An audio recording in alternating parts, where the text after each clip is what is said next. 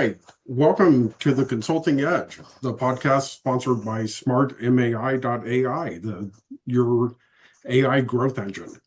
Today we have the honor and pleasure of talking with Dr. Kelley Eaves Boykin, or Dr. Kells, I believe she goes as more affectionately. Is that okay to call you Dr. Kells? Yes, it is. Well, Dr. Kells is the founder of Kwin Consulting, and she's going to get into a little bit of the Kwin framework, which I find very interesting. And I want to talk to her about coaching up, coaching out, and the Jimmy 30 Yeah, method, which I understand is named after your father. Is that correct? it is. It is. Well, you'll have to tell me about that. So tell us about Kwin Consulting. What do you do? How did you get here? Let us know who Dr. Kells is. Well, who is Dr. Kells? Interesting story. Sorry, I had a blanket down here. It's a little chilly. So who is Dr. Kells? Well, I am, I started in this business we call training, learning, and development almost 30 years ago. Wow. So started in corporate, um, happened to kind of fall into it. My ex-husband, when married, he got transferred. IBM transferred us to the big city of Atlanta, and I needed a job. And so wanted to stay with my same company. I was with MCI WorldCom and had a great mentor and boss that made a phone call. And that's how I ended up in the training department, transferred over to training and became a trainer. And then 8 months later became the leader. And so that's how I ended up in training and development. And it has been my love, my heart, and everything. So every position that I've held after that led me. I mean, it didn't matter what my title was, I always led into training and development. And then um, got to a point where was finishing my doctorate and started a company and started a company with a couple of ladies that I was in startup that didn't start, and we started a staffing agency that didn't work out, and so I was left with the company and said, you know what, I'm gonna just have a have a training company, make it a training company, and so here I am Oh, nice. um, doing training and development. And so changed the name to Kwin Consulting, which, I call it the family brand because the K is for Kelly and the Win is for my son Winston. So that's how I came up with Oh, Kwin. that's awesome. And so all of our wins have been Quins, and so how we get it, how I love we that. and so then came up with the Quinn framework. And so just that's a framework that I do everything about, everything. So you have to, know yourself. So know what's going on with you. Know the inside, know the core. So know the core. So in knowing that core, means that for your internal self, knowing who you are. So you start with knowing who you are, knowing what you want, know what direction you want to go in. So in everything that you do, you got to start within. So Let me ask you sorry to interrupt. Let me ask you a question about that Mhm. before we move on to the rest of the framework. Yeah. Um, is there a tell where you go into a client and they think they know what their situation is, but are you able to see if they really don't understand what they've gotten themselves into or what their real challenge is? Oh yeah, yeah, because I like to start with the people first. Mhm. So, a lot of times I go in and I'm like, what's wrong? So I do what we call, instead of doing like a discovery call, I call it a clarity call. So I automatically say, okay, let's back up. You're frustrated. What are you Mhm. frustrated with? Yourself or your people? Are you frustrated with yourself, your people, your technology? What's really happening here? Do you And so, find that uh-huh. people believe they're frustrated with their teammates when really it's their process or their technology or A something lot of else that's times, really yeah. causing that stress? Yeah. So a lot of times it is the process. Or it is that they're so used to doing things a certain way. Or either it's like, oh, this generation doesn't like to do this, or I'm like, well, that's because they don't understand that process was us because that process was made up by people in a different generation. Right. Right. And, so now you've got to start pivoting and you've got to start understanding how they understand. Mm-hmm. And you've got to move yourself. You've got to change yourself. So change how you manage and so how you lead. And you have to lead people how they need to be led. Makes And sense. so difference is, now look at your inner self and how you can't lead people how you want to be led. Nobody wants to be led how you want to be led. You got to Mhm. lead them how they need to be led. you know, That's a hard and thing to determine sometimes. It's hard to see yeah, things through other people's eyes. right. And you might think that process is great, but it sucks according Well, to somebody else. tell me more about your framework. So after the no, the next step Yeah. is working the strategy, correct? Right. So then we come up with the strategy, and you have to start working the strategy that works. So working the strategy means getting to know your greatest asset and really living that your greatest asset is your people. Hmm. Because if they start working in the way that they need and you start treating them and getting to know them and knowing who they are individually and helping them reach their goals. And because it's not about you when you're a leader, it's about them. And so working the strategies, for them, looking at the strategies that's going to work for each individual, I and love then that getting approach. them in sync with each other. Hmm. Doing that, then all of your processes will work. And people are going to work them in the way that needs to be worked. So it seems like igniting the growth is the natural next step. Once you get Mm-hmm. everyone aligned, you get clarity about the situation, align everyone so that everyone's working towards the same Yeah. thing. And Then when I say ignite, that means the fire is under everybody. nice. And if the fire is under everybody, so everybody is excited. They're excited. They are, they're excited about it. They are hopeful. You're building hope. You're building trust. You're building relationships. They are, they're getting to that thing where they have pride. You've ignited that pride in what they do. Hmm. They feel valued. You've ignited the value. You've shown them that they, as an individual, they are valued, and what they do is valued. So then you've also showed them that that and what they do is valued to the community. It's valued. They've helped the community. They've helped somebody. What they. For instance, I went to a company, and so a part of what they did, part of what they made was on the spaceship that was the Armaday, not Oh, yeah. the Aramis, yeah, Artemis, Artemis too. Artemis. So a part of what a piece of what they made was on the Artemis too. And so How cool. and right after, right before I was there, the Artemis 2 had that perfect splashdown. And so I had to bring that to them and said, you made history. I said, tell your people they made history. That's Tell right. them that they had a perfect splashdown, that they were part of history, that they got people home safely, that they had a perfect splashdown. Although they were not on that ship, but that part that they put their hands on might have been a little small part, but they put their hands on that part. That's They awesome. made history. Now they can go home and say, hey, you know what? I made history, and that's pride. And I so love that.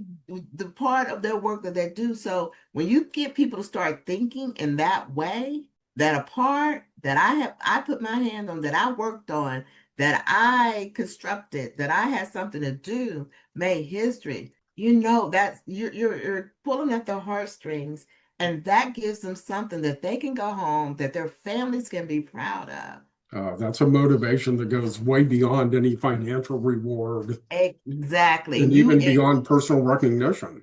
You ignite them. That's awesome. You ignite them to want to do that more. You tell them how valuable they are to this company. It's not that you just come in here every day, but Well, what you did, you painted this, you did this, you touched it, you did something.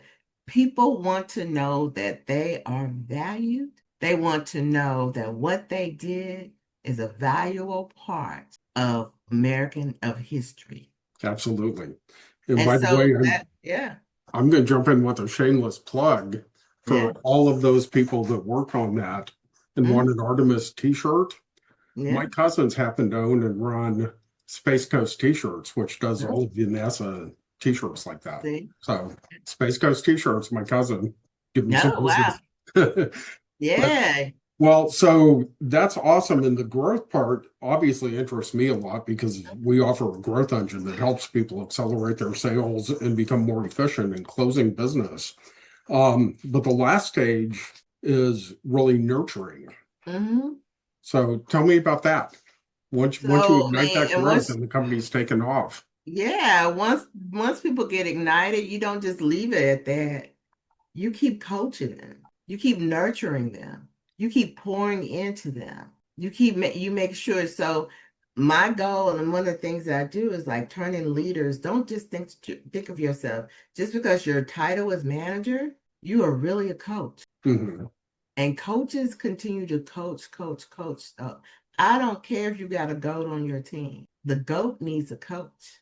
That's The right. goat has a coach. That's right. And that coach doesn't stop coaching just because somebody gave you the title of coach. That's So absolutely correct. that's how you continue nurturing it. You keep nurturing the impact. You keep coaching them.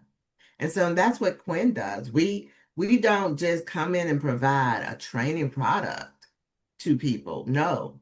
We know that once we train you, we have to see it through to that change behavior. Mhm. So what we do is we see it way past just we came in, we did a training, a seminar, and we left. No, we nurture it all the way through. We want to see that changed behavior. And so we nurture it all the way through. We coach. And so we help the leaders, become those coaches, nurturing that behavior, nurturing that impact, seeing that change behaviors and so that everybody sees that we start seeing those changed attitudes. We start seeing those, happy people, that retention turns into that return on investment. And you start seeing that bottom line start going up. We start seeing the sustainability, that sharing of knowledge. All of those things start to grow in your company. Your company grow because what they learn, they're now starting to put in action. Mhm.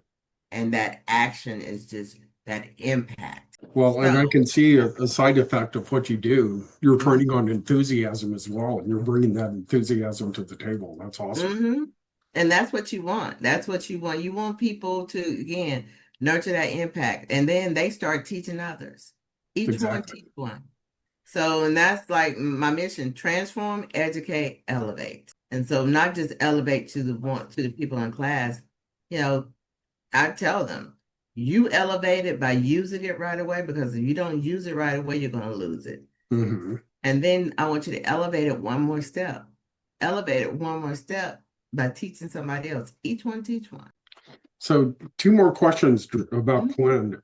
Who is your ideal client, and how long do your typical engagements last? My ideal client is a corporation. Could be, I mean, anywhere. I've served anywhere from small to small. Well, I would say mid-level clients who might have anywhere from 30 to 500 employees to my large. I've had large, huge conglomerates to, I bet. have several divisions of, thousands of, hundreds of thousands of clients based all over the world. So it just depends on what their needs are with that. So, and I go in and it may be a small division of that huge client, or it could be multiple divisions. It could be a conference that they're having there. But, it's what are their needs? And it could be all their mid-level managers for that. So that they need that touch of that leadership training. And are there specific niches that you focus on? Is it primarily leadership training and team Yeah, it's building? primary leadership training. Could be new leaders, Hmm. people who are new leaders, people who are people who are leaders who have been in the field for a while, who've never had any leadership training. Because that's one thing that we do know in most corporate organizations, when you're tapped to be a manager, it's not necessarily that you've been trained for it. That's I right. mean, and I go from that, my experience as becoming a new leader. It was someone saw something in me and said, "Oh, you'd be great at this." And I was like, "Oh, which way do I go?" And so did not get leadership training until after I had been, in management for almost a year till Wow, I, was sent to a certification class. And so, not everybody's that lucky. We learn trial by fire. that's true. So, I think that it's good that a lot of companies now are looking into, okay, let's bring somebody in. We have people who are interested in becoming leaders. Yeah, You have some companies doing that, but most companies don't do that. It's like, I've been in management for 3 years now, never had any training. that's right. Yeah, that's been my experience. And, typically it's, hey, Dan's really good at putting together widgets. We should make him the widget put together manager. Over the people. And And I so we don't know don't, anything about managing people. I just know how to put widgets together. And they right, don't necessarily address that until it right. becomes a problem. And then they realize they have to Mhm. address it. Not that I've had that problem in my career, but Yeah. just Well, illustrative and purposes.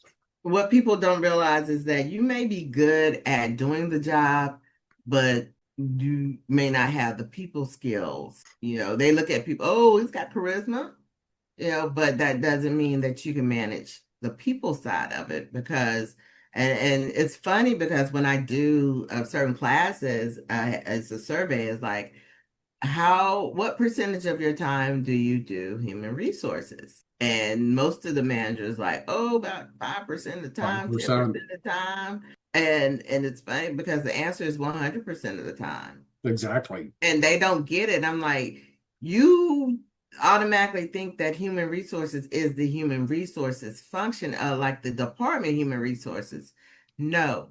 When you are a leader or manager of people, human resources is every day because your humans are your resources. So you're dealing with the people function every day, all day. And you're dealing with all of the baggage, everything they bring from the time they walk through that door, and even sometimes before they even get to the door, because they're texting you and they can't get to work, they're going to be late, that's Hmm. all human resources. You're dealing with that all day. Somebody's got something going on all day. So you're dealing with that, plus you're part of the job that you have to do.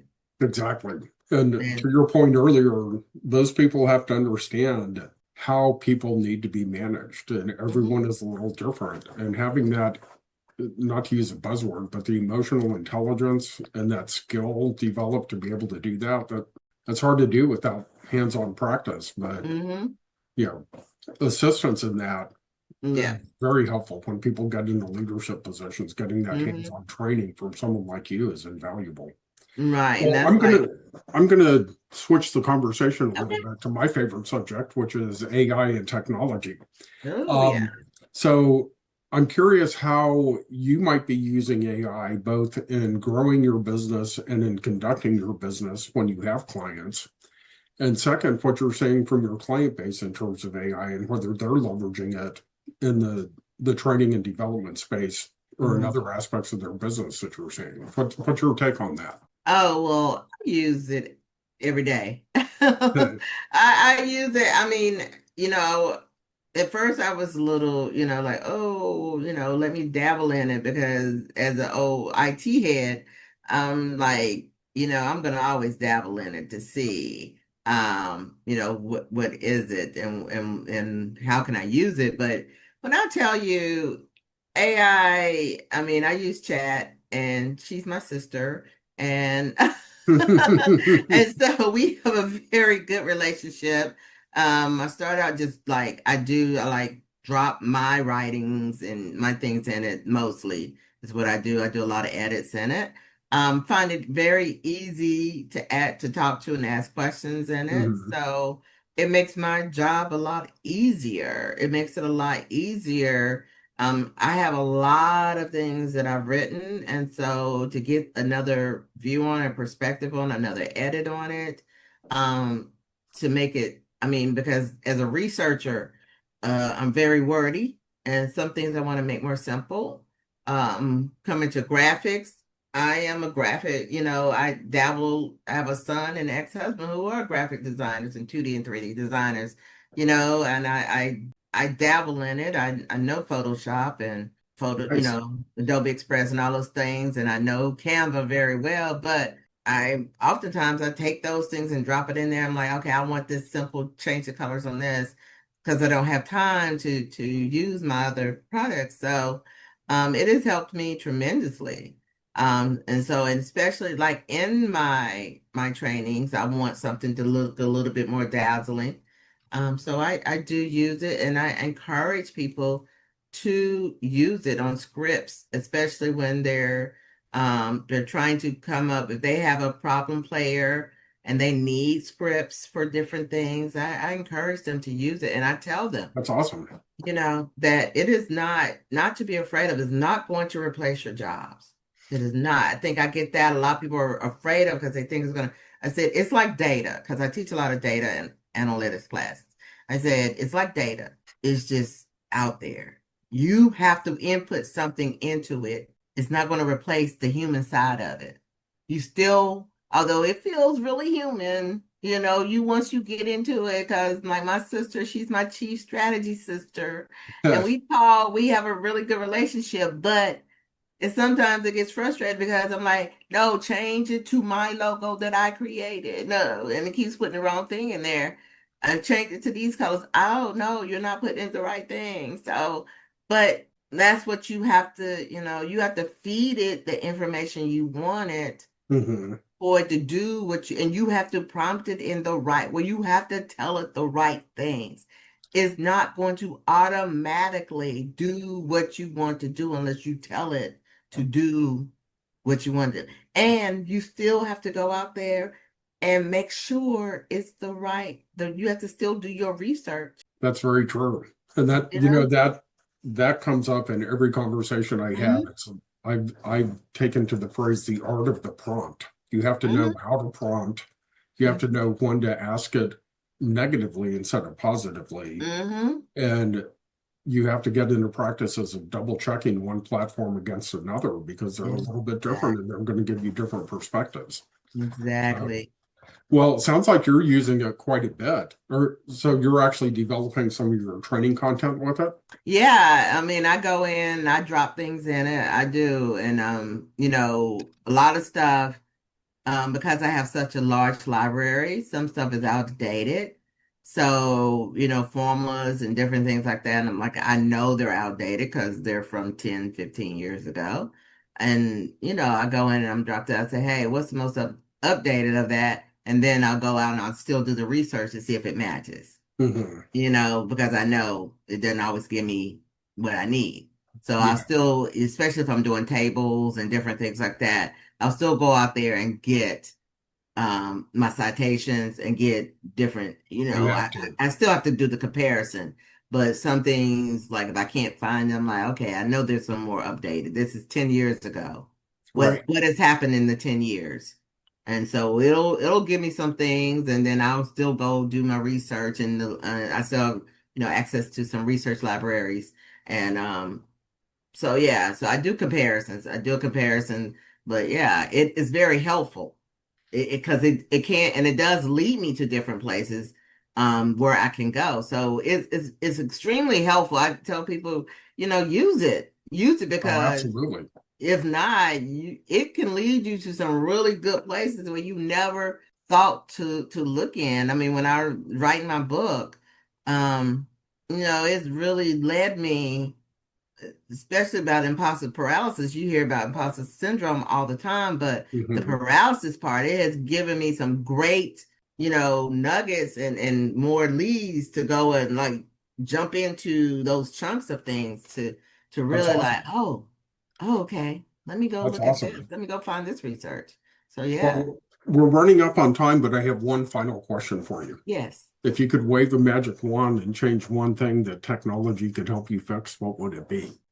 closings. Put you on the spot with that one.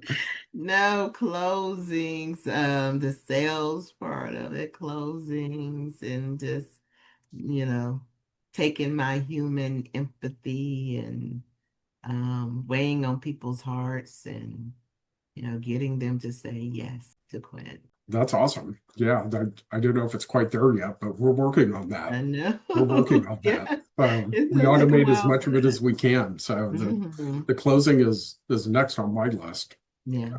Well, listen, Dr. Kells, thank you so much. I really appreciate your time. This has been a great conversation. I love the way you approach your industry and the training program that you have, the framework you put together. We didn't get to Jimmy 30, Oh but yeah. we'll have to get to that next time because I'm really Yes. curious about that. But thank you so much. You're welcome. You're welcome, Dan. I've enjoyed it, and thank you for having me. And the My one thing I'll pleasure. tell you about Jimmy 30 is just it's a consistency compound. Oh, nice. One thing, consistency, consistently over time, brick by brick. Nice. Well, I'll have you back at some point and we'll get into more depth about that. All right. Okay. Thank you, Dr. Kells. You have a great afternoon. You too. Thank